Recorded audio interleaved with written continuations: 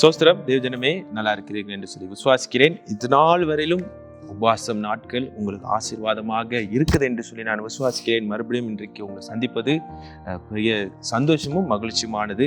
ஆகிய தேவஜனமே, இன்றைக்கு 12வது அதிகாரத்துக்குள்ளாக நம்ம வந்திருக்கிறோம். 12வது அதிகாரம் முதல் 14 வசனங்களை நம்ம பார்க்க இருக்கிறோம். தேவஜனமே, யூதர்களை பற்றி ஒரு காரியங்கள் நான் சொல்கிறேன். டேவிட் பாசன் என்று சொல்கிற ஊழியக்காரப்படியாக சொல்கிறார்கள், யூதர்கள் இந்நாள் வரையிலும் அவர்களோட ஓய்வு நாளில் அவர்கள் ஒரு பில்டிங்கோ ஒரு அப்பார்ட்மெண்ட்டோ அவர்கள் தங்கி இருக்கிற இடத்துல அவர்கள் அந்த ஓய்வு நாளில் அவர் போகணும் என்றாலும் லிஃப்ட்ல பட்டனை தட்ட மாட்டார்களாம். லிஃப்ட்ல பட்டன் தட்டுவது அவர்களுக்கு ஒரு வேலை. அப்ப அவர்கள் என்ன பண்ணுவாருங்கன்னா, படி ஏறி போவார்களாம். இப்ப பாருங்க, படி ஏறி போய் வேர்த்து போவது அவர்களுக்கு வேலை கிடையாது, ஆனா ஒரு பட்டன் தட்டுவது அவர்களுக்கு ஒரு வேலை. ஆகிய தேவஜனமே, இன்றைக்கு இந்த 12வது அதிகாரத்துல ஓய்வு நாளை குறித்து இயேசு சொல்லுகிறாரு. I am the lord of the sabbath என்று சொல்லுகிறத நம்ம பார்க்கிறோம். ஆனா தேவஜனமே, அது 1வது வசனத்தை நீங்க வாசித்தீர்கள் என்றால் அட் த டைம் அப்படின்னு சொல்லி போட்டிருக்கிறது. இந்த வசனத்தை நான் பார்க்கும்போது என் கண்கள் அப்படியாக மேலே இருக்கிற அதிகாரத்துக்கு அது போனது. 11வது அதிகாரம் வசனம் 25 நீங்க பார்த்தீங்க என்றால் அதே வார்த்தை வருகிறது, at that time என்று சொல்லி. இது ரொம்ப முக்கியம். ஏனென்றால் at that time என்று சொல்லி இந்த 11வது அதிகாரம் 25 வசனத்துல சொல்லுவதும் 12வது அதிகாரத்துல 1வது வசனத்துல at that time என்று சொல்வதும் ஒரு முக்கியமான ஒரு காரியம். ஏனென்றால் இந்த 11வது அதிகாரம் 25 நம்ம பார்த்து கொண்டு வந்தோம் என்றால் அந்த வசனத்துல இருக்கிற முக்கியமான ஒரு வசனம் 20வது வசனம். யாரெல்லாம் பாரத்தோடு இருக்கிறீர்களோ என்னிடையில் வாருங்க, நான் இளைப்பாறுதல் தருகிறேன் என்று சொல்கிறாரு. அப்ப 12வது அதிகாரத்துக்கு போகும்போது ஓய்வு நாளை குறித்து பேசுறாரு. அப்ப அதுக்கு என்ன அர்த்தம்னா, இயேசு சொல்றாரு யூதர்கள்கிட்ட குறிப்பாக. ஏன்னா இப்ப யூதர்கள் அந்த 12வது அதிகாரத்துல சில வசனங்களை நான் குறிக்கிறேன், சுருக்கமாக சீக்கிரமாக பார்ப்போம். 12வது அதிகாரம் வசனம் 2 நீங்க வாசித்தீங்கன்னா, சீஷர்கள் இப்படியாக ஒரு வேலை செய்தார்கள் என்று சொல்லிட்டு கையில இப்படி எடுத்து செய்வது அவர்களுக்கு ஒரு பெரிய வேலை. அதுக்கு அவர்கள் கேட்கிறார்கள், இட்ஸ் இட் அன்லாஃபுல் அப்படின்ட்டு கேட்கிறார்கள். அதே வார்த்தையை மறுபடியும் நீங்க எங்க பார்க்கறேன்னா 10வது வசனத்துல பார்க்கலாம். அவர் கேட்கிறான், இஸ் இட் லாஃபுல்? அப்ப பாருங்க, யூதர்களுக்கு இருக்கிற அவர்களுக்கு இருக்கிற சிந்தனை அந்த ஓய்வு நாளை குறித்து அது ஒரு பாரம்பரியம். இந்த நேரம் வந்துருச்சுன்னா ஒன்றும் செய்யக்கூடாது, ஒரு வேலையும் செய்யக்கூடாது, நடப்பதுக்கும் சிறு தூரம் தான் நடக்க முடியும் அப்படின்னு சொல்லி இவர்களுக்குள்ளாக அது ஒரு பாரம்பரியமான கலாச்சார காரியமாக மாறிவிட்டது. ஆனா இயேசு அந்த 11வது அதிகாரத்து மேல இருக்கு சொல்லுகிறாரு, அந்த இளைப்பாறுதல் கொடுப்பதே நான் மட்டும்தான். இந்த யூதர்கள் நினைச்சுக்கிறார்கள், இவர் ஓய்வு நாளை கரம் பிடித்தா இவர்களுக்கு ஒரு இளைப்பாறுதல், இவர்களுக்கு ஒரு ரெஸ்ட் என்று சொல்லி. ஆனா இயேசு சொல்றாரு, இல்ல, நான் தான் ரெஸ்ட், என்னை தேடி வந்தாதான் ரெஸ்ட். 2வது, இவங்களுக்கு எல்லாமே லா, எல்லாமே உடன்படிக்கை, எல்லாமே பாரம்பரியம். ஆனா இயேசு சொல்றாரு, எல்லாமே லா கிடையாது. அப்ப என்ன நடக்குது? 4 காரியங்கள் சுருக்கமாக ஒன்னொன்னு சொல்லிட்டு நான் ஆசைப்படுகிறேன். முதல் காரியம், இயேசு சொல்லுகிறாரு, இந்த ராஜ்யம், இவர் தான் ராஜா, இந்த ராஜ்யத்துல இயேசுதான் இளைப்பாறுதல்.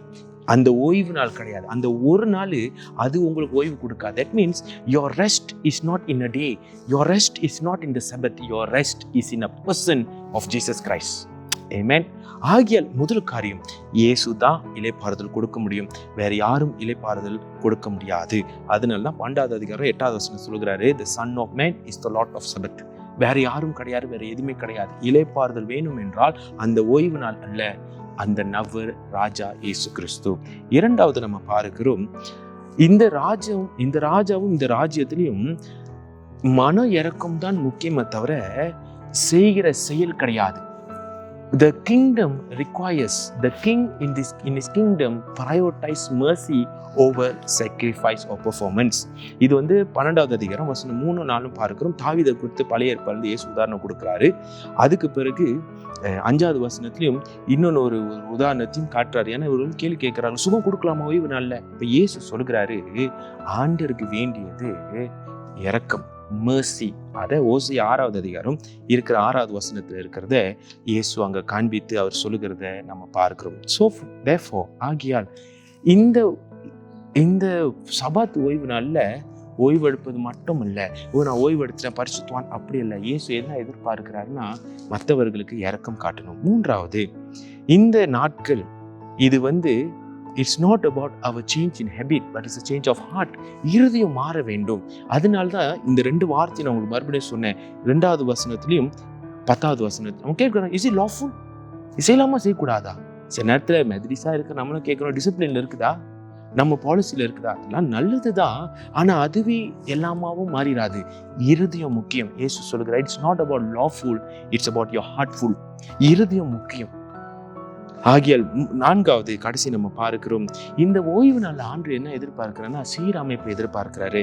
The Lord, this king in his kingdom, he want to restore things.